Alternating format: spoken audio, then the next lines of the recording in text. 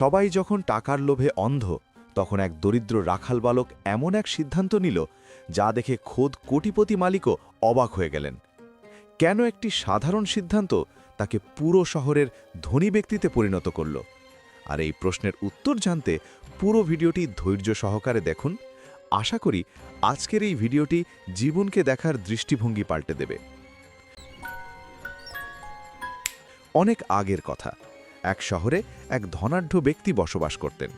তার সম্পদ অনেক থাকলেও পরিবারের স্ত্রী সন্তান বলতে কেউ ছিল না। একদিন রাতে তিনি তার বাড়ির সকল কর্মচারীদের এক ভোজের দাওয়াত দিলেন।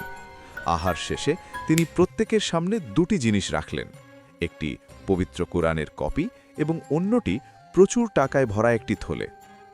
অতঃপর তিনি কর্মচারীদের বললেন, তোমরা এখান থেকে যে কোনো একটি বেছে নাও। সর্বপ্রথম তার প্রহরী এগিয়ে আসলো। ধনাঢ্য ব্যক্তি তাকে বললেন, বেছে নাও, তুমি কোনটি নিতে চাও? প্রহরী উত্তর দিল, আমি কুরআন বেছে নেওয়ারই ইচ্ছা পোষণ করেছিলাম, কিন্তু আমি তো পড়তে জানি না, তাই আমার জন্য এই টাকার থলেটিই বেশি উপকারী হবে। এই বলে সে টাকার থলেটি তুলে নিল। এরপর আসলো তার কামলা। তাকেও একই প্রশ্ন করা হলে সে বলল, আমার স্ত্রী খুব অসুস্থ, তার চিকিৎসার জন্য টাকার প্রয়োজন। যদি এমন পরিস্থিতি না হতো তবে আমি অবশ্যই কুরআন বেছে নিতাম। সেও টাকার থলেটি বেছে নিল। এরপর বাবুর্চির পালা।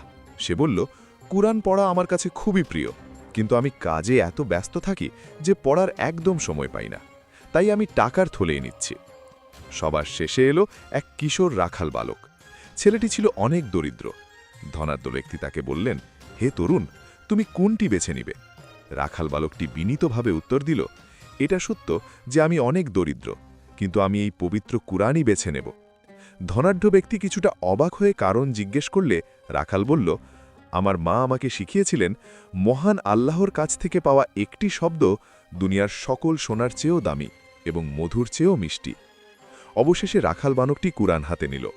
পরম মমতায় যখন সে কুরআনটি খুলল, দেখল ভেতরে দুটি খাম রাখা আছে। প্রথম খামটি খুলে সে অবাক হয়ে গেল, কারণ সেখানে রাখা ছিল টেবিলে থাকা টাকার থলের চেয়েও 10 গুণ বেশি টাকা। আর দ্বিতীয় খামটিতে ছিল একটি ওসিয়াতনামা। সেখানে লেখা ছিল, এই ধনাঢ্য ব্যক্তির মৃত্যুর পর তার সকল সহায় সম্পত্তির একমাত্র উত্তরাধিকারী হবে এই রাখাল বালকটি।